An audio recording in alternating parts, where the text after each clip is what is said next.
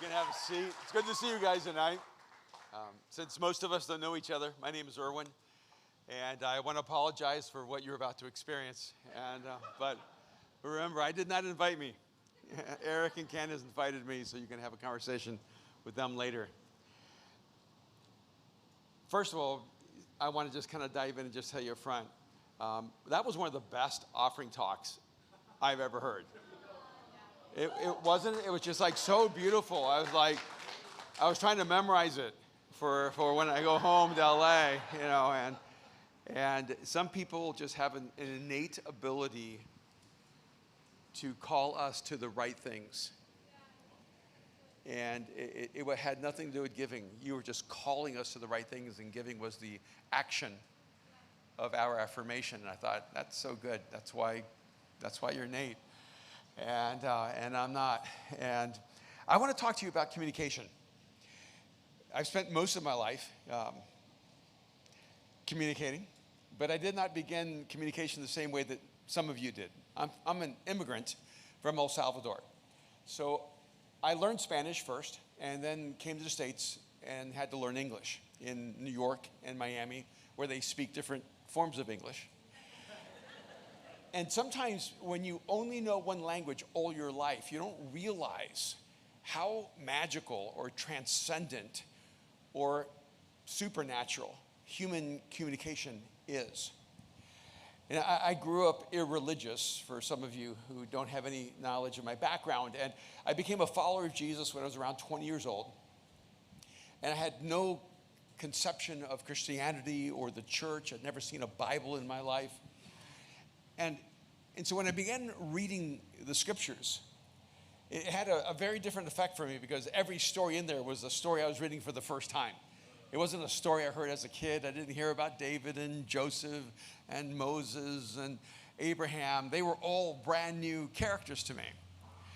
And then, because of my background, I was studying philosophy in college and psychology. I didn't know why I would build my life on the Bible, because I was just figuring out how to build my life on following Jesus. That was a very new idea to me. But now they give me this book. And so I spent the next 10 years of my life working in what we called underground economies, in the world of drugs and prostitution, of assassins, gangs, and the underworld. And the huge reason I did that was because I wanted to know if the principles in the Bible actually worked. And I didn't have any other way to practically prove to myself that the principles in the scriptures would actually change a person's life. So I discovered very early on, I want to say, I don't consider myself a theologian, because I want to know God and understand people. I consider myself more of an anthropologist. I began realizing that the scriptures have the vast insight to what it means to be human. And so oftentimes, we're trying to convince people who God is, but if we can convince them who we are, they will actually find God. And on that journey, we began talking about communication. I've been married for 41 years. I mean, Eric and Candace have been married how long now? Almost 28. You're like babies. Like my wife, Kim, and I, we've been married 41 years, and it's kind of amazing when you think about being married to the same woman for 41 years, but I don't know what that's like, because my wife changes every 5 minutes. And so I've been married to like 8,000 women over 41 years, and her name is still Kim. And we traveled the world together, and as life allowed us to step into, I've been to maybe 70, 80, 90 countries and speaking to cultures all over the world. And one of the things that just happened time and time and time again is when I would go to a different country, the leaders in those countries would come to me and say, how did you understand our code, our cultural code? How did you know how to speak to us in Korea or in Egypt or in Syria or in Cambodia or wherever we were? Because most of the time we think about people being so different that we don't know how to talk to each other. I mean, it's probably hard for someone from South Carolina to talk to someone from New York, and we sometimes have such huge barriers in our culture between being from California and being from Nebraska. But human communication is really the ceiling that will limit your life in every arena of your experience. It will limit your life in your marriage. It will end it if you don't learn how to communicate. It will limit your relationship to your children because as they grow up, become adults, they don't have to listen anymore. They have to want to listen. And they will only want to listen if they believe they're being heard. So communication is critical. It's the ceiling of the relationship we will have with our adult children. And by the way, our non-adult children. We just feel like we're in control because we feed them and keep them alive. It will be the ceiling where you work. Yeah, it took you a second. It'll be the ceiling where you work. It'll be the ceiling as an employer. It will be your ceiling as an entrepreneur. It will be your ceiling as an employee. And I just want to submit to you that your ability to connect to other human beings will be completely connected to your ability to communicate. Not simply to be heard, but to hear. And one thing I am absolutely certain of is what every human being longs for is human connection. And now we express that differently. Men express that differently than women. And when we connect across sexes, we express that differently. But in the end, human beings want to be known. And they want to have a relationship with a person where that intersection happens, where they are seen but not rejected. Because one of the terrifying things in life is to wonder how much of yourself can you allow another human being to see before they walk away from you. And all of this begins in this unusual space of communication. And the Bible has human communication at the very center of everything. I mean, the whole story of creation begins with a woman having a more meaningful conversation with a snake than the man. I mean, we don't even think about the fact that the story actually begins with communication. And then it jettisons to the Tower of Babel, where God separates humanity by creating languages so that we do not move faster in our destructive nature. Because language is supposed to connect us, not break us. It was supposed to create community, not violence. And so throughout the scriptures, you have this interweaving of communication from God, opening up the narrative of all of creation with, let there be light. Who was God talking to? But it was important enough for him to have a conversation. He had a conversation with creation, and it came into existence. And one of the echoes inside of us is that we're created in the image and likeness of God. And so God's power in his words translates into your life. Your words have power. Now, I live in LA, I live in Hollywood, and my wife's from the mountains of North Carolina, up in Asheville, not far from here. And there's so many words my wife hates that I just always naturally use. Like, she always hated when I would talk about energy. She goes, I just hate that LA word, energy. And I'm like, honey, I don't know, I don't like your energy right now. But, you know, and this was 30, 40 years ago. I'm using the language of energy because I love physics. And she didn't realize I was actually coming at energy from a more scientific perspective, not a manifestation perspective, but it didn't matter. She hated that word. I cannot tell you how happy I was when energy drinks came out. I said, honey, look, energy drink. Energy bars. In fact, on the back of the ingredients, it stopped saying sugar. Now it just says energy. So all around my sweet North Carolina farm girl wife is a world of energy. But she still hates it. She hates it when I use it, especially on Sunday. But there's other words, like the word manifest. Have you heard that word? Has that word made it out here? That's a big LA word. You need to manifest. You need to manifest and speak your reality in existence. And anybody want to admit you've tried? I mean, you ever just dabble a little bit? I want this. You've been manifesting since you were a kid when you wanted something for Christmas. And you should know by now you did not get it. All right, so it didn't really work. But sometimes what happens when we're people of faith and we're people of the scriptures is we reject something that is actually a shadow of the truth, and we reject the truth it shadows. See, what you cannot do is manifest something outside of your power. You can't create like God creates. So when I try to manifest the outside world, it just doesn't really go anywhere. I've tried it. I give everything a shot for a few minutes just to see, God, does this line up with you? Because you know how we say, right? Speak it into existence. That's the same thing. As manifested, we just have Christian words. Most prophetic ministry is just the biblical version of manifestation. But here's the crazy thing. Where manifestation does work is speaking into each other's lives. See, whether you realize it or not, a huge part of who you are is the manifestation of all the words spoken into your soul that you allowed to stay there. So someone spoke into your life and told you you will never make a difference. You just don't matter. You're not worthy of being loved. You're a failure. You're a disappointment. And those words seeped into your soul. And the power of those words spoken did not create a universe out there, but it did create a universe in here. And some of you, hopefully, are the manifestation of beautiful words spoken into your life. Because I have to believe that some of you were deeply loved in your life, even by imperfect parents, because we all are. But someone spoke into your life and said, you can do it. You have talent. You're amazing. You're so gifted.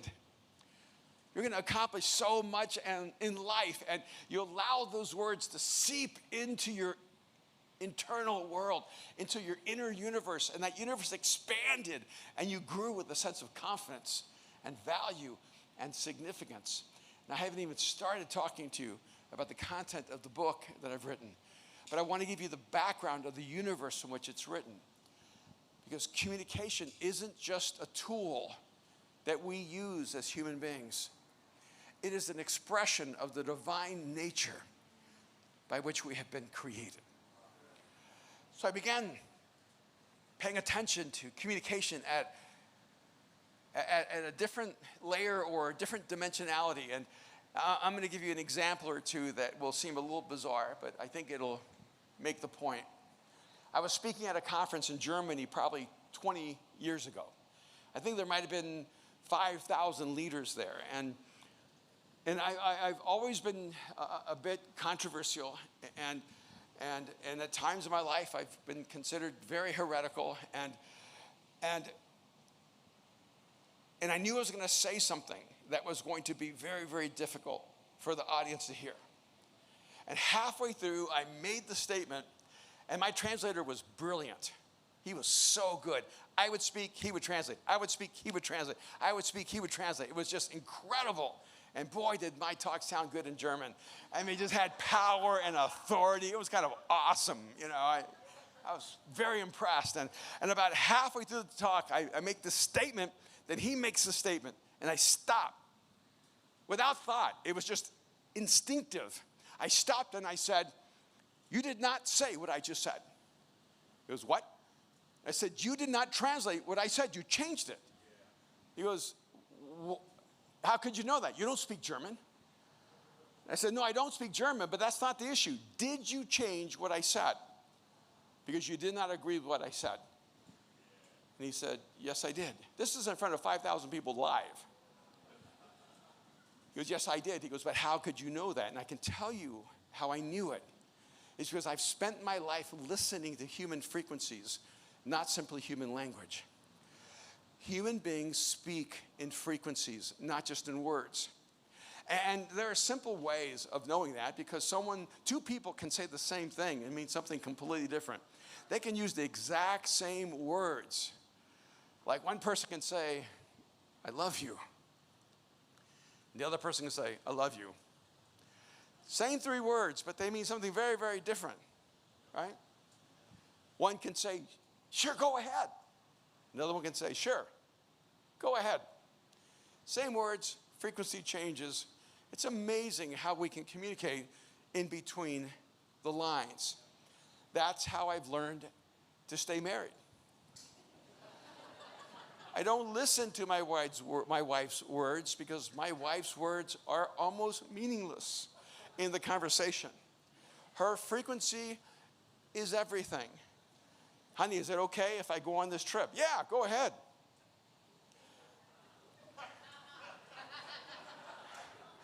Most guys, because we're guys, will go, she said, sure, go ahead.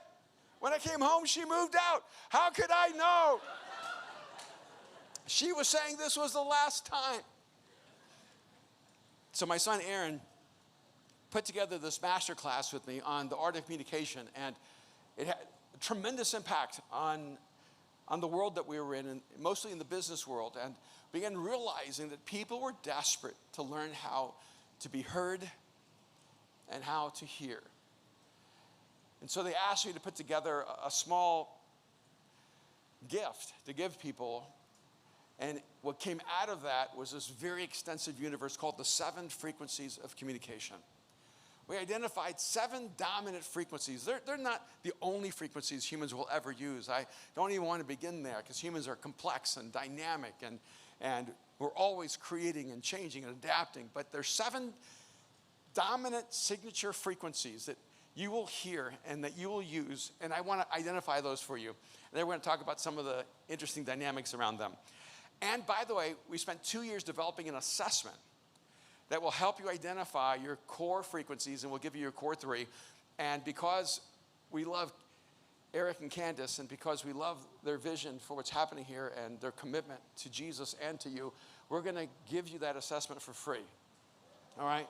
So I don't know anything about technology, so that's going to be Eric's job to help you know. We're going to put a QR code up here.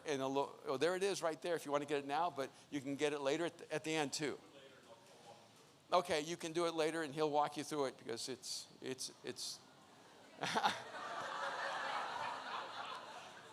it's a miscommunication, you see, and sometimes you hit, sometimes you miss, but we're going to make sure that's available to you so you will have an opportunity to access that. So let me take a few minutes and walk you through the 7 frequencies, okay? We'll do that. You guys with me? All right. I just want to make this fun and enjoyable for you because you know what I have discovered? We all love to talk about ourselves, right? You know, and so if it's about you, you're going to love it. And so hang in here. One of these frequencies is going to be about you. And some of them are going to be about your spouses and your best friends and your greatest enemies. And we'll get to that section later. All right, so here's the 7 frequencies. I'm going to go through them really fast. There's the motivator, the challenger, the commander, the healer, the professor, the seer, and the maven. How many are saying slow down? I don't need to slow down because I'm going to be repetitive, okay? You're going to pick them up each time as we go through. All right, those are the 7. Let me just begin with the first one. The first is the motivator. And the reason I start there is because I think it's probably the most popular frequency. It's the frequency you'll hear a lot on social media. It's a frequency you'll hear from a lot of speakers. It's the frequency of a lot of pastors who will communicate, because the motivator is the person who's always optimistic. They're always positive. They only see the good in you. If you have a motivator friend, a person who uses that frequency in communication, they're always bringing an immense amount of energy, and they actually deepen your belief in yourself. In fact, I have a friend who, when he began his work, he was a Buddhist, and he was always talking about energy and self-belief. And then he became a follower of Jesus. He started talking about the Spirit and the energy the Spirit gives, and how you need to believe in him, and if you believe in Jesus, you'll believe in yourself more. He was just trying to find biblical language to say the exact same thing, because he's a motivator. He believes in people. He wakes up and he goes, Mark, you're awesome. You can do it. You're amazing. There's so much talent. Doesn't it feel good? It is. You just love it. I love having motivators in my life. And sometimes when they tell me I'm awesome, I got a little voice going, I wish. Right? And sometimes I have a little voice going, you don't even know how awesome I am. It just depends on the day. But the motivator is that way every single day. They have high energy. They're highly positive. They see the best in you. And you know what's even more awesome? They don't see the worst in you. They just focus on what's really good about you, and they try to elevate that and deepen your belief that you can do it. Then there's the challenger. The challenger is very different than the motivator. The motivator wants to pour energy into your soul, and he wants to deepen your belief and your ability to do it. But the challenger looks at you and says, what's wrong with you? You can do more. You're not tired. You're lazy. You get up at 6:30. Kobe got up at 4. You're less committed than Kobe. Every challenger loves Kobe Bryant, it seems like, because he's like their life example. Kobe was committed before he was born. Stop complaining, right?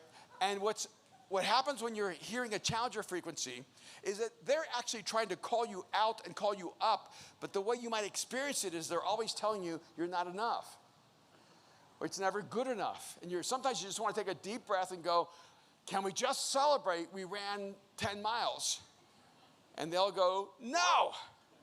Grab your water, suck it up. We got 10 more to go. You don't even know how much potential you have. And you might be thinking, I don't want to know how much potential I have. So you have the motivator, you have the challenger. Okay, how many of you know a motivator? Kind of raise your hand real quick. All right, how many of you know a challenger? Raise your hand. Okay, you're afraid. And then you have the commander frequency. The commander frequency is a utilitarian frequency. It's a minimal frequency.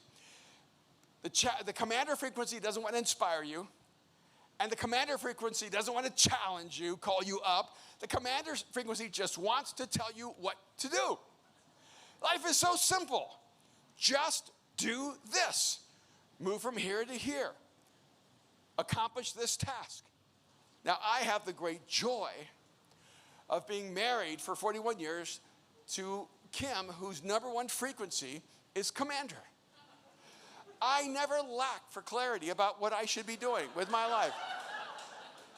She just looks for a moment where I look like I'm static, without purpose or meaning. And her gift to me is to bring purpose and meaning to every second of my existence. And I have to learn how to interpret her commander frequency. Because first thing in the morning, my wife Kim will not say, good morning, my love. It's a beautiful day. It's a great day to be alive. I can't believe God gave you me and me you. My wife will say, make the bed. Or move the shoes. Or move the car. And then the last thing she says to me before she goes to bed is, I'm going to bed. She is informing. It's utilitarian. But she's only informing you to prepare for the command. It's not a new command.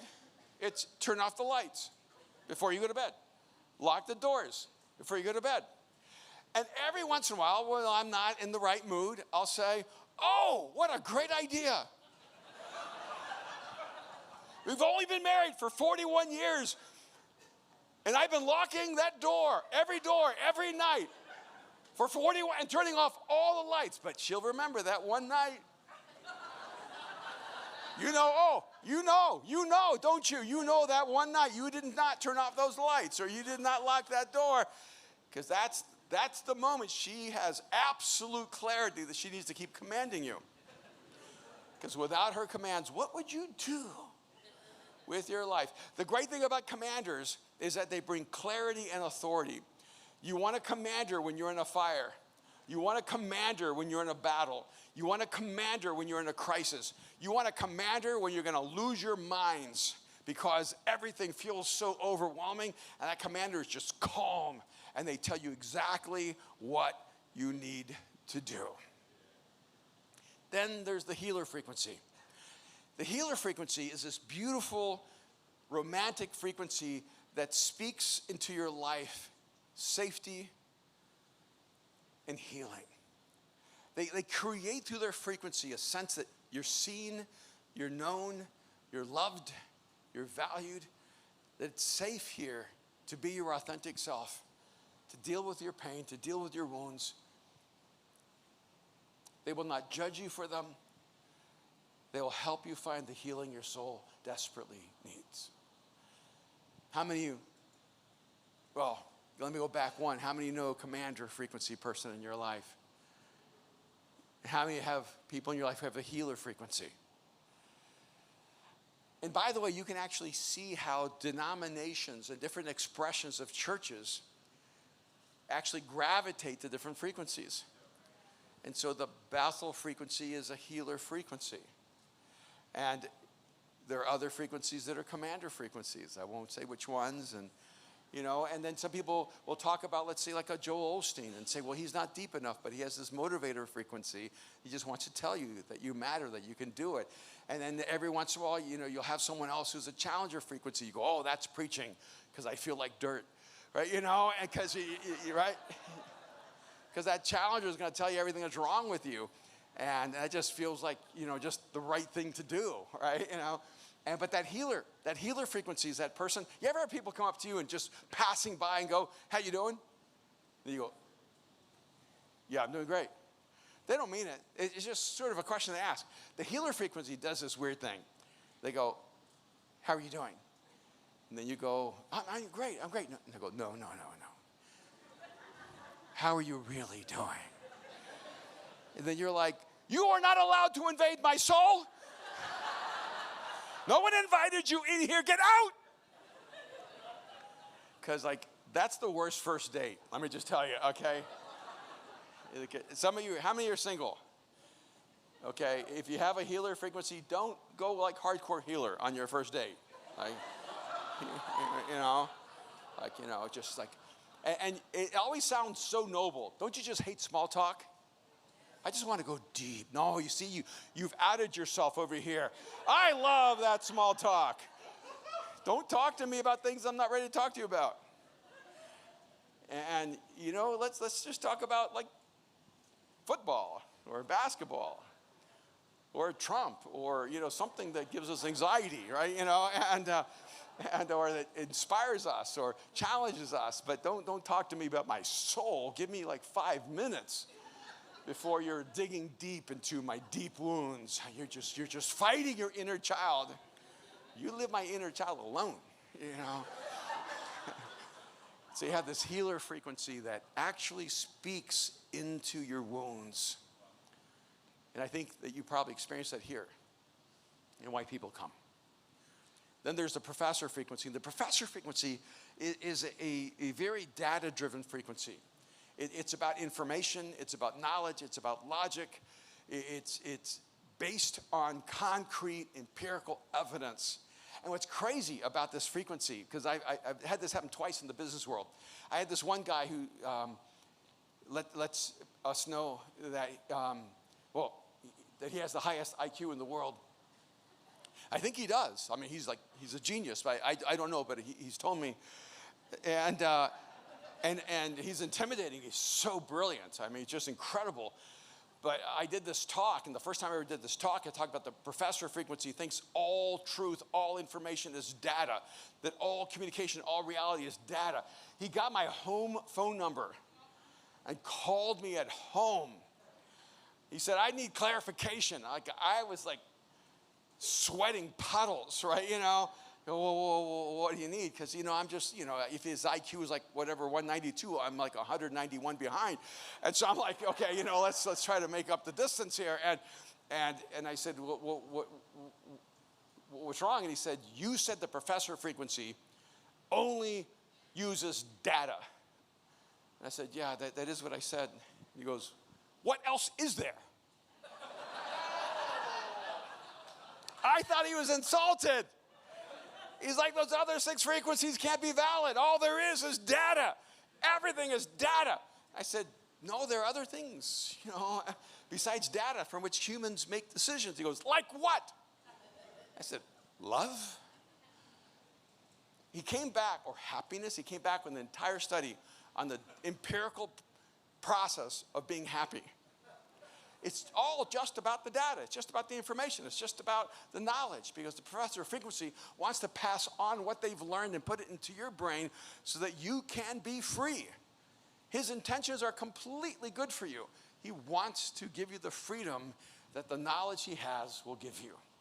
And I remember someone thousands of years ago who said that you shall know the truth and the truth will set you free. So they're not in bad company. And then you have the seeker, the seer frequency. And the seer frequency is the frequency that whenever they speak, they cast vision into the future. They give you a sense that you can be bigger than you are, that your life can be bigger than it is, that the world can be bigger than we imagine it. And that seer frequency doesn't just pour vision into you, they pull vision out of you. And one of the interesting dynamics of the seer frequency is that the high level of that frequency is vision, but the core frequency of that is hope. Because when you're listening to a seer, what's actually being transmitted is their deep hope in the future. The deep hope in you, in your ability to create something that does not exist today. And I'm convinced it's one of the reasons people go to churches all over the world. Because those churches that are just jam-packed with people are usually led by someone with a seer frequency. And they have this incredible vision for humanity, incredible vision for the community, incredible vision for the city. I mean, when Eric and Candace came here, they had a vision for the world that starts in Greenville, not a vision for Greenville that exists in the world. Their vision is expansive. And so for some people, that vision will be too big. They'll say, I only want to care about my family. And a part of being in a visionary environment is that you're elevated in what you see, but also what you impact together. And then the last frequency is the maven frequency, and I won't spend a lot of time there because it's the rarest frequency, and it has a direct effect on fewer people. Like the motivator impacts a lot of people. The challenger frequency impacts masses of people. The seer frequency impacts masses of people. The healer frequency is needed across the board by all of humanity. But the maven frequency is the frequency that when you hear this person, you're not really sure if they're a genius or insane. You're not sure if what they're saying is true or not, real or not, or even allowed or not. And I can tell you that in the process of identifying these frequencies, this was the most difficult frequency for me to actually lock in on. Ironically, because it's my number one frequency. Because you can't see your frequency. Your frequency isn't something you do, it's something you are. And when someone says to you, stop being like that, or stop communicating like that, it's neurological. See, your motivator frequency isn't a style you picked up. It's a part of the neurological process of how your brain processes reality and then expresses that reality. You just see life as good. You just see life positively. See, when you have a healer frequency, you're not just trying to be kind or trying to be empathetic. The way you process things through your nervous system is that you see the world as wounded and broken. You see all of humanity as needing healing and restoration in their life. And so one of the things that's really critical to understand, and even with this maven frequency, is that I remember when I was very young, people would ask me, what skills did you learn to think outside of the box? And I would always say to them, I spend all my energy trying to think inside of the box. Because I so desperately want to be accepted by people, but I don't know how they think. And so every time I think I'm thinking like everyone else lets me know that I'm not. And I cannot tell you how many times my wife, but I can remember this one time and so clearly, we're in the living room and I share with her a thought, an idea that I felt the world needed to know. But I thought I'd start with her since she is my world. And I shared with her and she said, you are going to hell. That is what my wife Kim said to me, and from her commander frequency. And then she said, she followed it up with a very, very encouraging statement. Promise me you will never share that outside of this house. And I almost kept that commitment until a few 100,000 people were at an event and I felt it was necessary to say it. But each one of these frequencies has a different impact on us as human beings. And we need all of these frequencies in our universe in some way to help us live a whole life. But here's the beautiful thing about it. We're not static, we're dynamic. And so you know how people tell you this is your personality or you're extroverted or introverted? Anybody here ever just go, sometimes I'm extroverted, sometimes I'm introverted, right? Yeah, because people go, oh, you know, you're an introvert, you're an extrovert. I go, no, I'm super extroverted when I like the people. And right, you know, right? Come on, just be honest, right? And then I'm super introverted when I have nothing in common with them. It's hard. But people who are just naturally extroverted, they can talk to anyone because they're doing the talking. It's harder for me because I'm doing a lot of the listening. And some people go, oh, no, you're detailed, or you're big picture, or you're highly structured, or no, you're very adaptable. All those things are usually static. They tell you what you are permanently. This is not like that. This is letting you know where your starting point is. And so some of you, your natural organic frequency is going to be a challenger frequency. For some of you, your natural organic starting point is going to be a healer frequency. But our hope is that you would expand your frequencies, because if you're a brilliant commander frequency as the CEO of a company, I don't want you to go home and use that frequency with your 8-year-old daughter, because you'll crush her spirit and break her to pieces.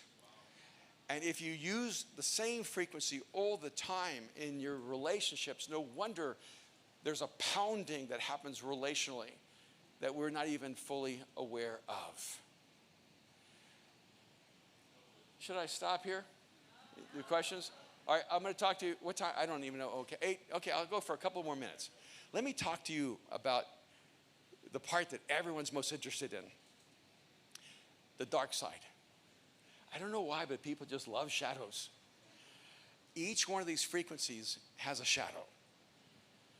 And I wasn't aware that we were identifying shadows when I first designed this process. I have to be straight up with you. But I had CEOs contact me who took the assessment and said, I could not see myself in the frequency when I read the book until I got to the shadow section. And then I saw myself clearly. And I began realizing that if you're operating out of your shadow, you won't even understand your frequency or be able to identify it. And ironically, every person who's come up to us and said, this assessment is wrong, was a challenger. And we usually just have one follow-up question. Is your number one frequency a challenger? And they look like a deer in the headlights, and they go, yes. They go, boom, it's spot on, and you work from there. So I'm going to talk to you for a few minutes about the shadows, and part of the way they happened was this. I teach a group called The Arena, which is an online business mastermind. And as we're processing the 7 frequencies, I said, give me any TV show, and I'll break down the characters, but I need a show with like 5, 6, 7 characters. And they gave me 2 shows, Cheers and a show called Succession. Now, I don't know why, but I never watched Cheers. And it seemed too cheerful, all right? And so I wasn't really that interested in it. But I heard about how Succession was basically the story of the owners of Fox. Do you remember his name? Murdoch. So it's basically Rupert Murdoch's family and their fight for power. That, for me, was really fascinating. So I went to Succession, watched the pilot, and had a panic attack because I couldn't find a single one of the 7 frequencies.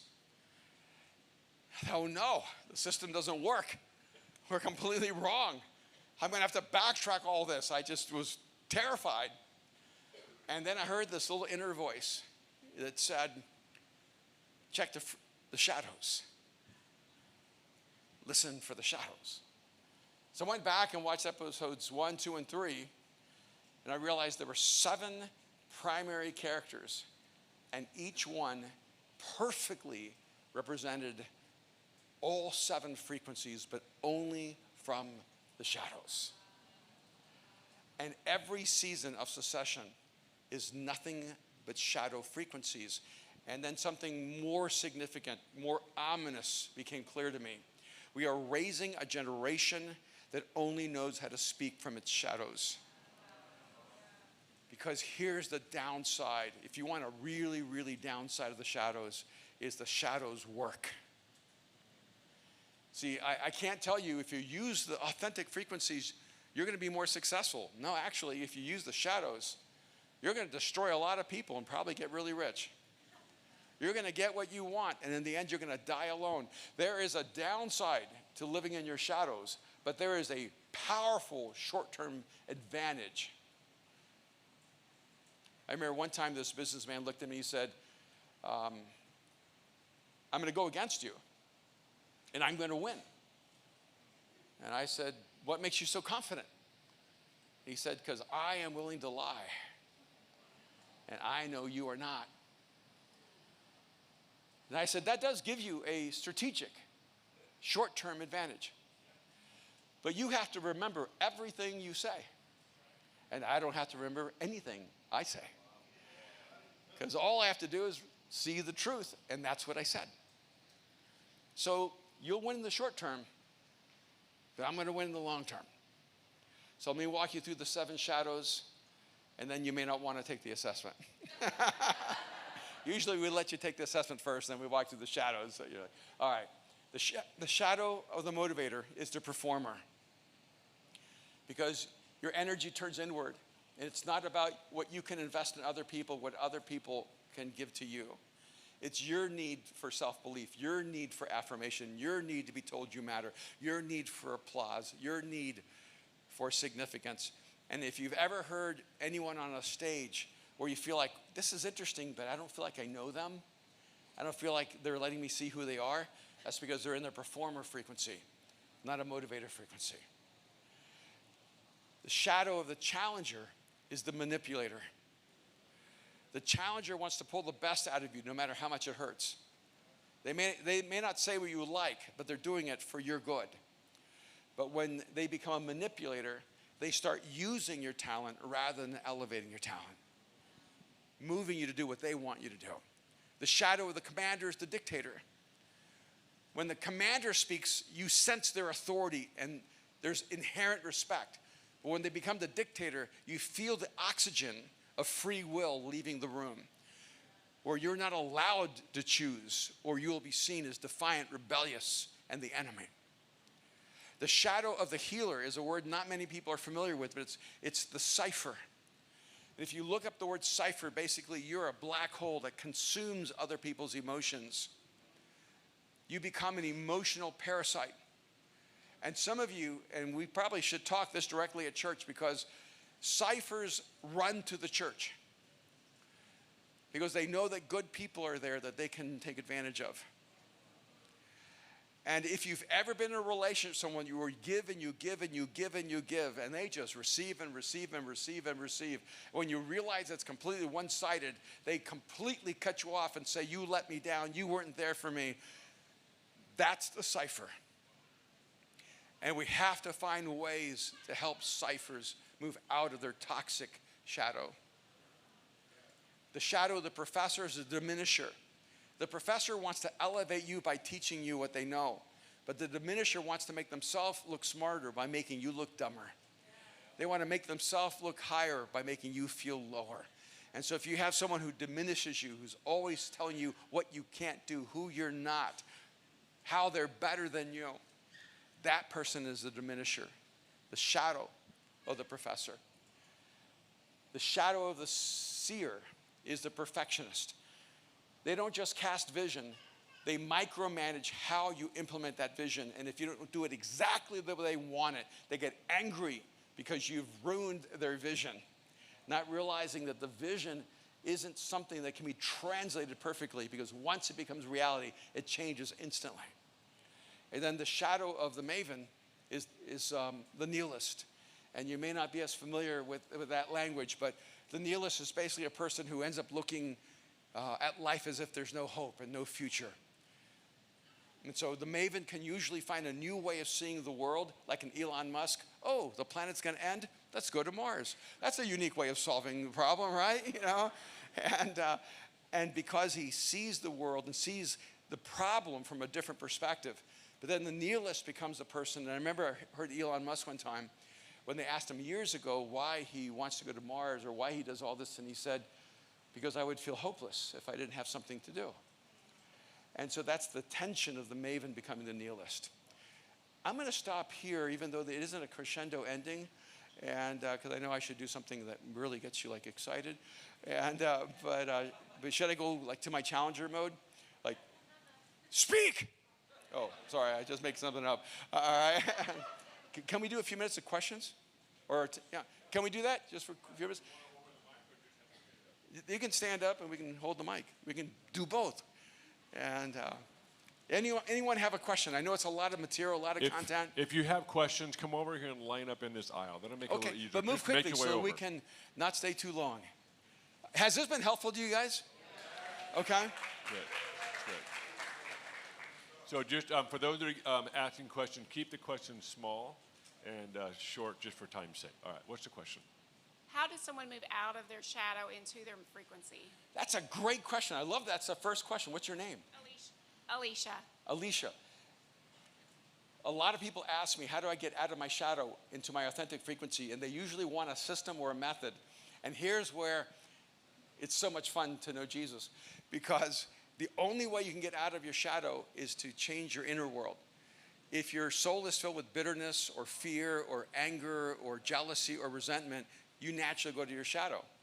And so the way you get out of your shadow is love.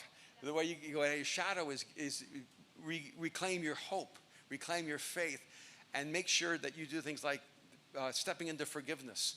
And so ironically, when you're connected to Jesus, you naturally move toward your authentic frequency.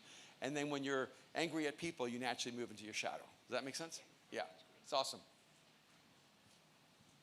Robin, could you speak a little more to the idea that we're raising a generation that are only speaking the shadow side, and explain how we actually work with that? Yeah, I think there's a couple of reasons for that, and that's a much bigger question. You could almost do a whole conference on that in generational communication, but I think there's two reasons. One, as parents, we get exhausted with our kids, so we start speaking out of the shadows. So I'm not going to blame it on television first, because I've been a parent, so I know how I blew it. You know, and I know how Kim and I, when we were exhausted, when we were frustrated, when we're tired, you know, she goes from commander to dictator. I go from maven to nihilist. Like, that's a horrible world for a child to grow up in. And so you have to like really focus. And if you have a healer frequency, what happens many times is you use that frequency for everyone you don't know, and you stop using it for your kids. Because you think, I healed you when you were 6. Like, you know, get over it. And so we actually stop using the authentic part of our frequency. So I think it always begins at home and going, would I speak to someone I loved like this if I wasn't impatient? Because where it's coming from is how it creates a damage. But then on the larger cultural level, it's inescapable that television is dominantly shadow frequencies. One, they're more interesting characters to write. They just are. They're more interesting characters to write. Two, we are drawn to dark figures because we want to know how it's going to play out. And they always represent dark figures as having power.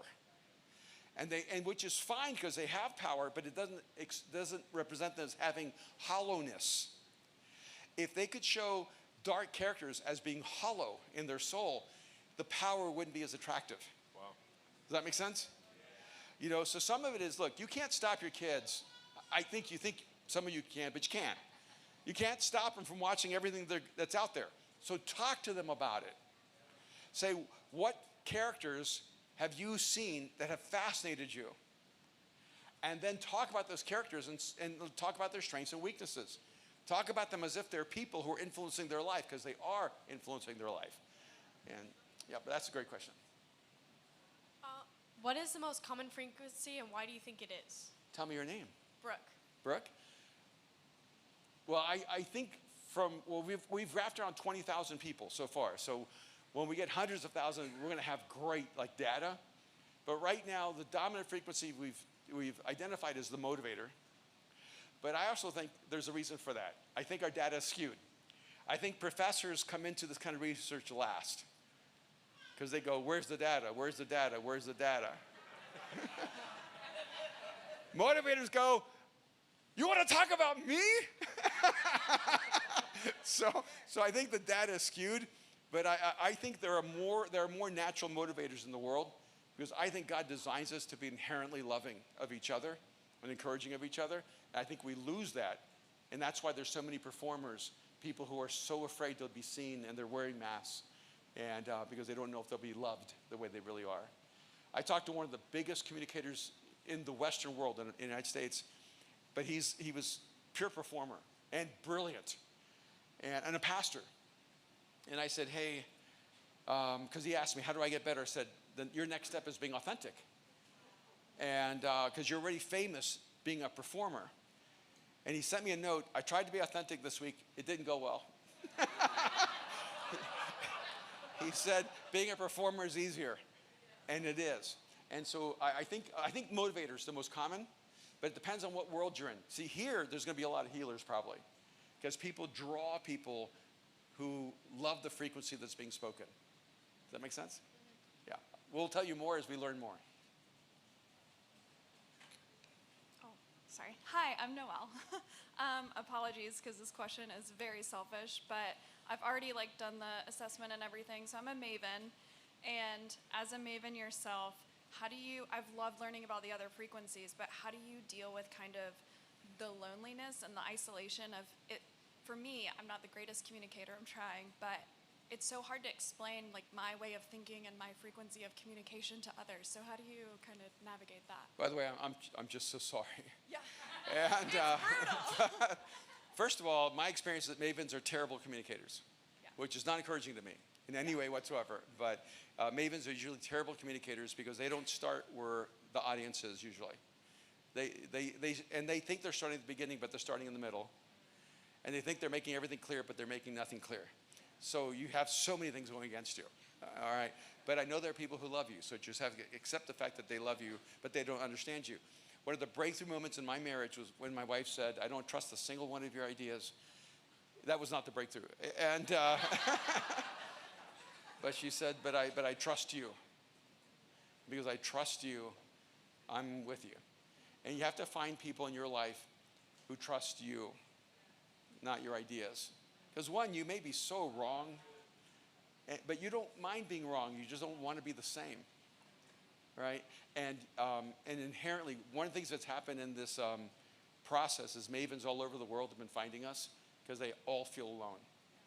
And I felt so alone. I was in a psychiatric chair by the time I was 10 years old. So, and I struggled with that all my life. So just realize I have great people in my life, I still feel alone. I have an extraordinary wife, I still feel alone.